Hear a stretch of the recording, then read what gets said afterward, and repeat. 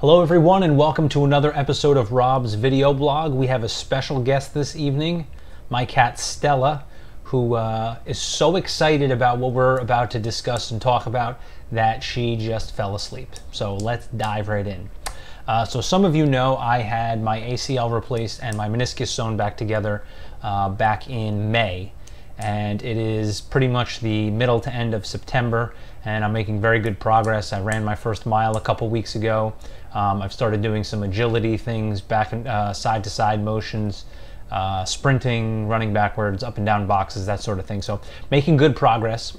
So that's good to report. But one thing that I will say about going to physical therapy, and it's funny because when you go to therapy, there are all sorts of people there. There are young people, there are old people, there are middle-aged people. There are people like myself who had an acute trauma and had reconstructive surgery, who have a very long road, and they're there on crutches, and they're getting stim and massage, and they're using a reduced gravity treadmill, and they're using trampolines, and they're meeting with the trainers frequently, and their exercise regimen gets updated regularly.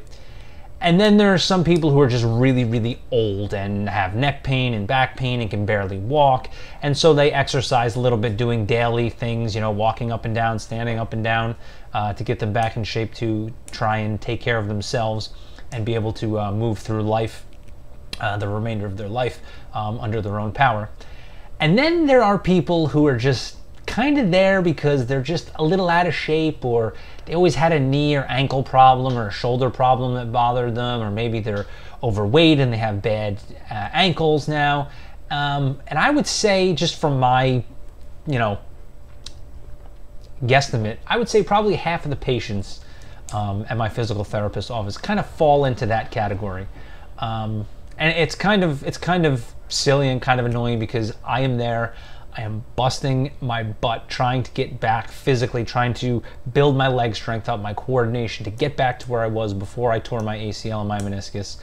And then you got somebody in the table next to you who's essentially getting similar or the same services, and they're really just there because they're kind of too lazy to exercise on their own, and they're not really trying to get back to a place where they previously were. They're just trying to maintain. They kind of use the therapy office as their own personal gym, which is kind of annoying because everybody ends up paying for them to go to their personal gym because their doctor writes them a prescription and their health insurance has to cover it. And as we know, when you use your health insurance, it's a risk pool. Everybody pays into it, and the more insurance that people use, the more expensive it gets. So, these people realistically should be just given a prescription to get a gym membership, get on the treadmill, ride a bike. I have no problem with these people, occasionally visiting a personal trainer or visiting a physical therapist to get, an update on their progress, or an update on their, an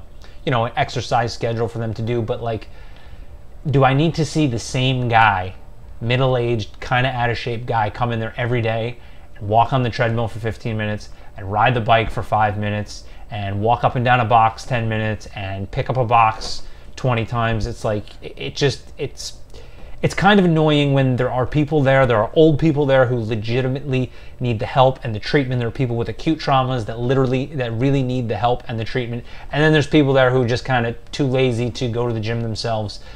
So they use up these resources, and they make things more expensive for everybody else. So while I'm on the topic of medical things and medicine, so there was this article, this news about this guy Martin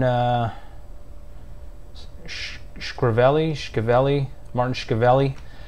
who apparently was used to be a hedge fund manager who bought a pharmaceutical company, Turing Pharmaceuticals, who then apparently bought the trademark Daraprim, or the rights to manufacture Daraprim, which is an anti-malarial, essentially a anti-parasitic parasite drug. It's used to treat malaria, and mainly malaria and toxoplasmosis, and it's used, and most people don't contract toxoplasmosis unless their immune system is already compromised. So people who are going through chemotherapy from cancer, or AIDS patients, or people who have autoimmune problems can also becomes susceptible to toxoplasmosis. So this guy apparently bought the rights for this, and it was like $1 a pill or something like that, and he decided to jack up the price to like $500 a pill or $750 a pill, something absolutely ridiculous like that. And he gave a bogus justification as to why he was going to do it.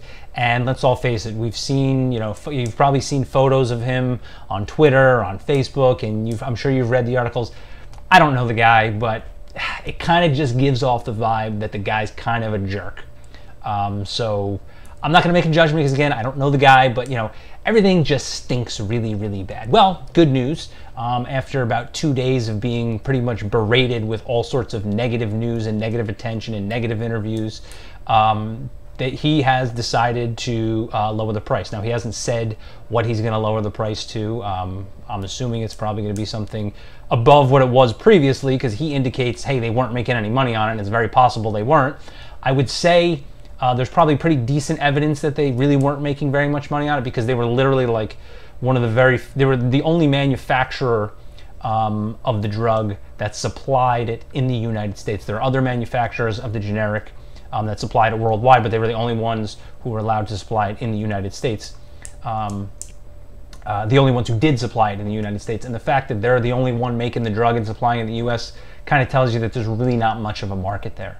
And if you look at the numbers, the number of people who use the drug, it's a very small market. So charging, $1 a pill, I don't doubt that they probably weren't making any money, or if they were making a tiny bit. So, guys trying to run a business, I sympathize with that. I get it, So, he wanted to raise the prices. He should have raised it a reasonable price. He obviously went absolutely out of control, trying to jack it up to like $500 or $750 a pill or whatever the heck it is.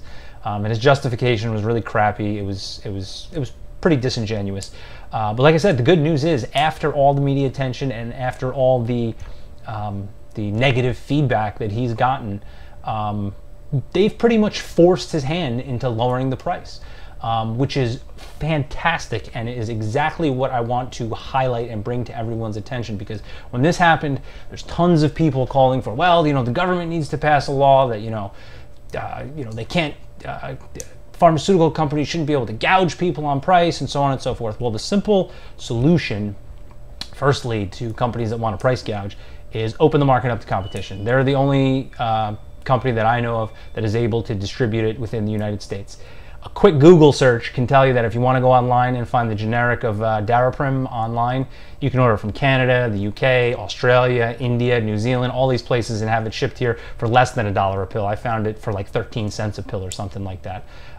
So there are other competing distributors in the world. They're just not allowed to distribute in the United States because the FDA has laws that says you can't bring certain types of drugs across the border or mail them from other countries to the United States. So realistically, if this guy had not backed down, the solution really is just, okay, well, this guy has a monopoly on distributing this drug in the United States. The real solution is, well, then just open it up to market competition. Allow these other distributors to send the drugs into the United States, and he would immediately have to either drop his price or just stop manufacturing it altogether. So that's the real solution. The solution that the government should pass a law X, Y, and Z. It's cumbersome. From a effective standpoint, it wouldn't be effective because let's be honest, who lobbies and owns the government? Big business, bankers, and big pharmacy, right?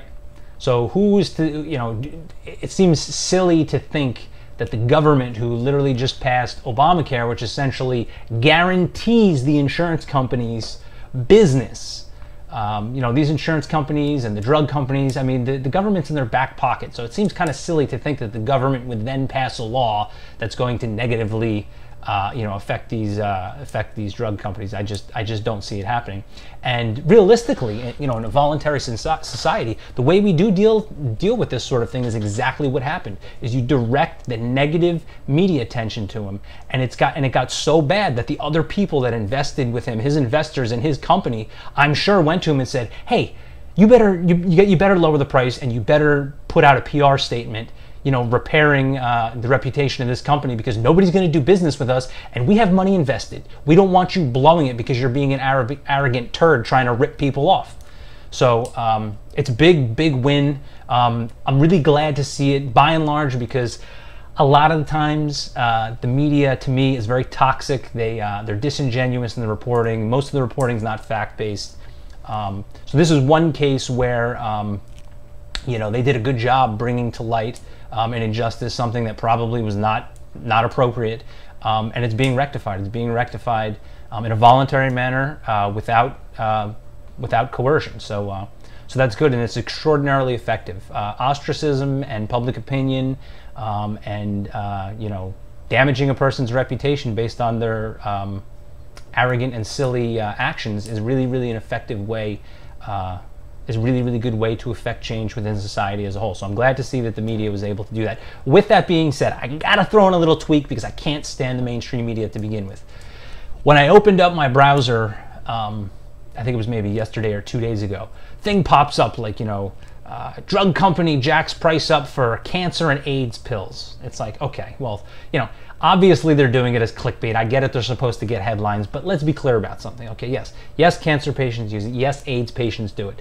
But it's not like this is like a cancer treating drug or an AIDS treating drug. It's not like everybody who has cancer, everybody who has AIDS is now going to be affected. It's a very small percentage of people who have AIDS or are being treated for cancer need this drug to treat toxoplasmosis and malaria. So I don't like the sensationalizing of the facts. And in this case, you didn't need to sensationalize the facts. The facts were enough to compel people to be outraged and to force this guy to lower the prices and do the right thing. So come on, mainstream media, you're better than that. You can do better than that.